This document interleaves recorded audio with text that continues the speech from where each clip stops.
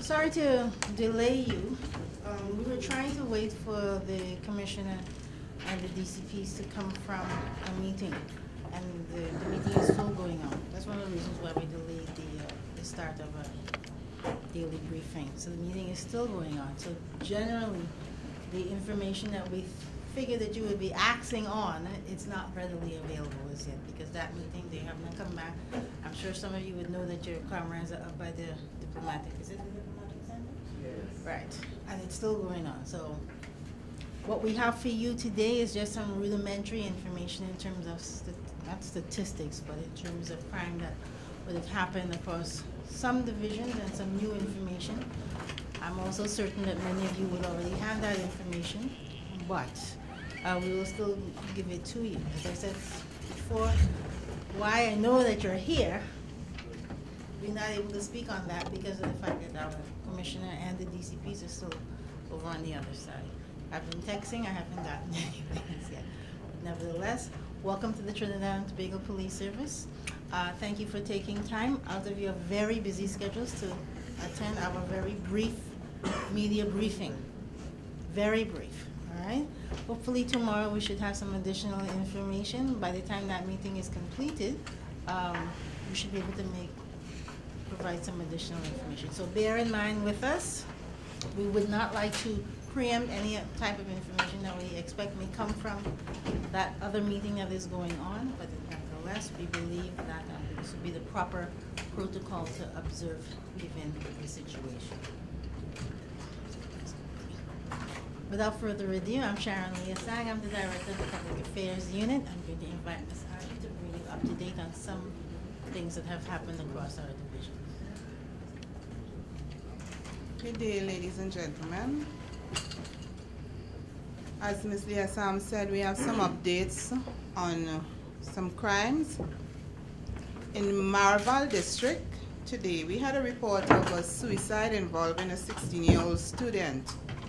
It was around 10 p.m. on the 12th of September 2011. The victim, George Kevin Jean of Nutmeg Avenue, Highland Park, Maraval, was last seen watching television at his home. Around 8 a.m. today, on checking, he was seen hanging by his neck from a rope attached to the burglar proofing on a window on the western side of his house. A note was later found in his bedroom. A team of officers, including Acting Inspector Mark and PC Moses of the Maraval Police Station, visited the scene. Dr. Ibellamy visited the scene and ordered the removal of the body to the Forensic Science Center, where a post-mortem is to be carried. Corporal Moses of the Maraval Police Station is continuing inquiries. And in the Northern Division, a search and seizure exercise was carried out in the Arima and Malabar districts, between the hours of 1 p.m. and 4 p.m. on yesterday's day, the 12th of September 2011. This exercise was coordinated by ACP Julius and included officers Acting Inspector Mark, Inspector Sicharan, and other officers of the Northern Division. Acting on information received, they went to an empty lot of land at Pope Avenue, Malabar, where they recovered a .22 rifle. The party then went to Blanchisseuse Road, Arima, where they recovered one homemade shotgun in some bushes. No one was arrested. Also between 12:45 p.m. on yesterday's date and 2:30 a.m. today, Acting Inspector Jogmohan and a party of officers again recovered a shotgun in an empty lot of land at Bonnie Lane, Tenupuna. Acting on information, they then went to Montrose Drive, Shogunas, where they recovered a .38 revolver and 6 rounds .38 ammunition. 3 persons were arrested and charged by number 6474 PC Halls. And around 11 o'clock today, 11 a.m. today, deans of discipline at the Naparima Boys College were at the mentioned school when students were observed acting suspiciously. On searching those students, a quantity of marijuana were found in their possession.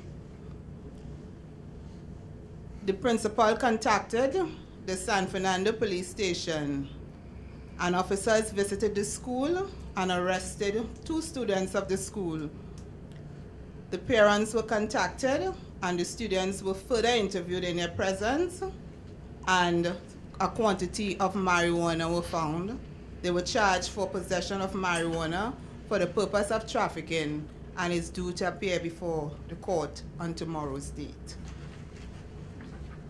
These are the updates that we have for you, and as information come to hand, we would reveal those information. I thank you. Ma'am, before the hard questions come in, I just have some simple things if you could just help me. These 2 students in Naparima, what are their ages? What forms are they in? You know? 14 years, 13 years. That's probably like a Form 2 and a Form 3?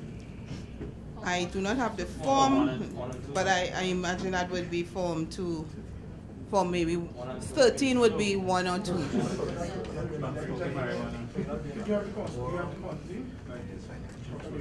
I have 3 packets.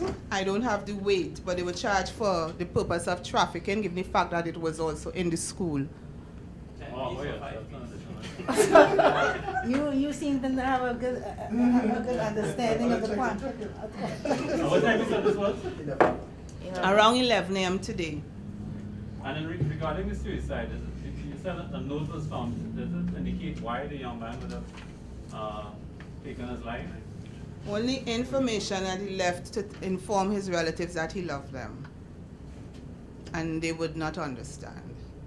Could you tell us where he went to school now? No, I do not have the name of the school, and I wouldn't want to divulge the name of the school. His name is George. Kazan, spelled K-A-Z-A-N. Jan, and spells J-A-I-N. J-A-I-N? J-A-I-N. Alright, ma'am, this is a question concerning yesterday's press conference in which Mr. Richardson had announced that the authorities will be looking specifically at persons trying to access a one-night pass to get home. Those dilemmas, firstly. Can you tell us if overnight there have been any arrests of persons, perhaps any persons seeking one-night passes or exceeding the speed limit in the bid to get home? No, we haven't had any reports of those. Okay. There's been claims that persons are being arrested without proper evidence. How would you respond to such a claim? I would expect that when persons are arrested, that the police would be in possession of evidence. That's how we operate as police officers. So that if persons are arrested, we expect that it would have evidence to do so. So in the case of 21 persons free. Given what you just said. You see, this is what I'm talking 21 about. persons free by No, we're just asking for a perspective of a senior member of the advice committee. of the Well, TTP. you see, the challenge here is that we can't give up personal perspective. What we do is report on the information regarding the TTPS. As I indicated before, our commissioner and the deputies are right now at the meeting.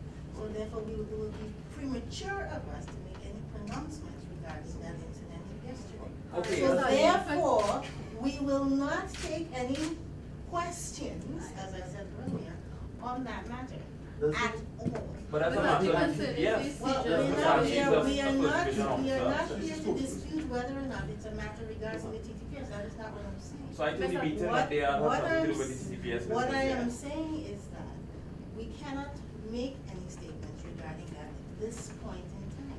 Please. Thank you.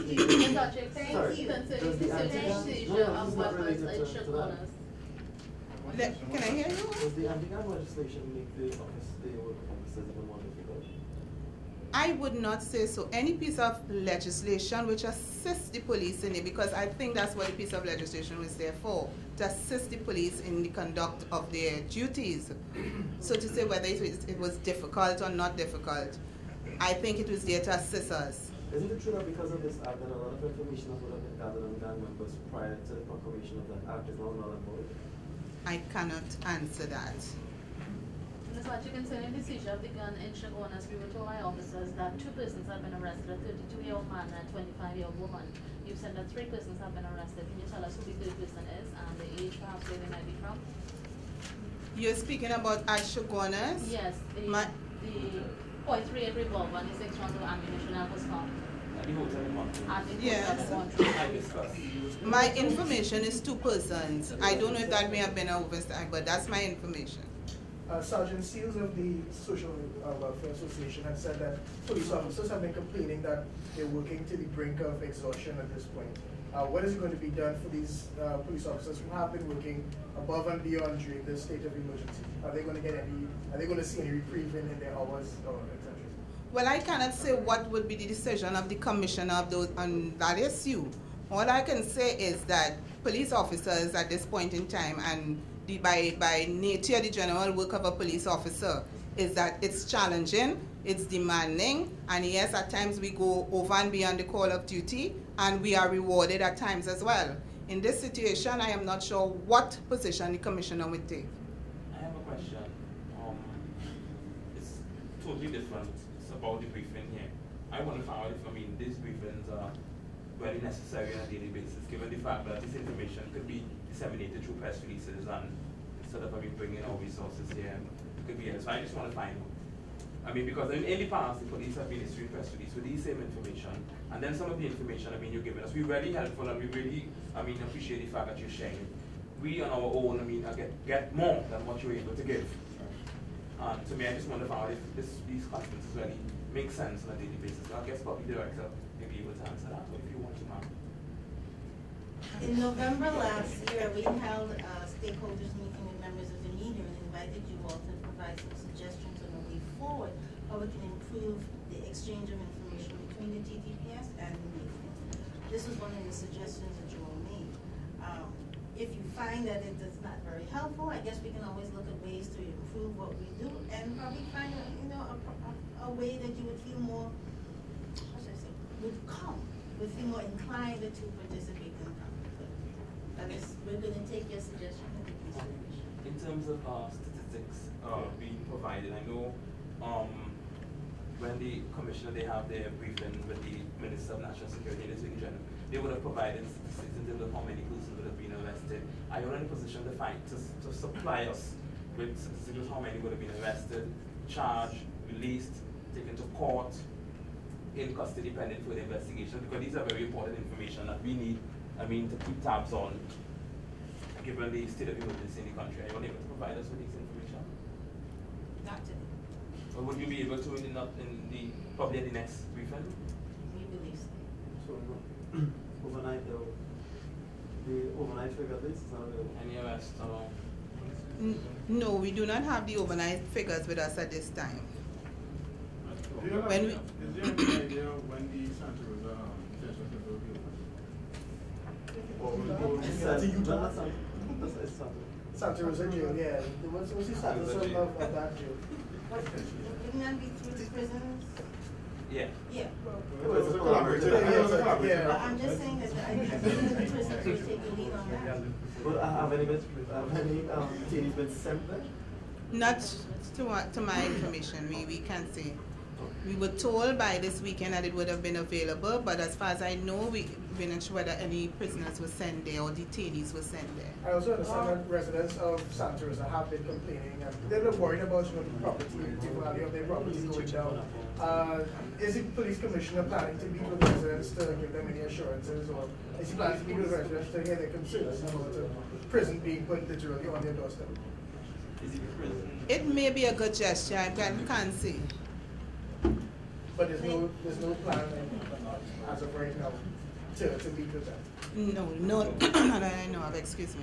As I said, that is falling under the squarely under the prisons authority, so I don't feel that we would be making any pronouncement on that.